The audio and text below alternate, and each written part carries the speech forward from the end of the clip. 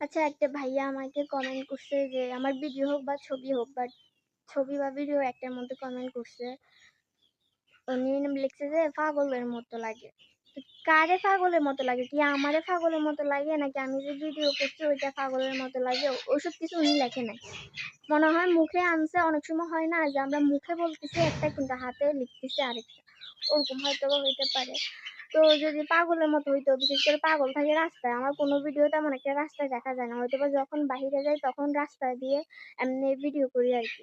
কিন্তু তখন তো হচ্ছে গিয়ে বোরকা থাকে গায়ে, মাথায় হিজাবও থাকে। তখন তো আরো হুজুরের মতো লাগার কথা। সরি, হুজুর না, হুজুরনির মতো লাগার কথা। ওইখানে আপনি পাগলের মতো মানে লিখছেন কেন আমি বুঝতেছি না। আর আরেকটা হচ্ছে গিয়ে পাগলরা দেখবেন যে রাস্তাঘাটে দেখলে মানুষরা কিন্তু ফিডে, কিন্তু আমারও একবার ফিটছিল। আমি রাস্তা দিয়ে হাইটে যাইতেছিলাম। ওমা!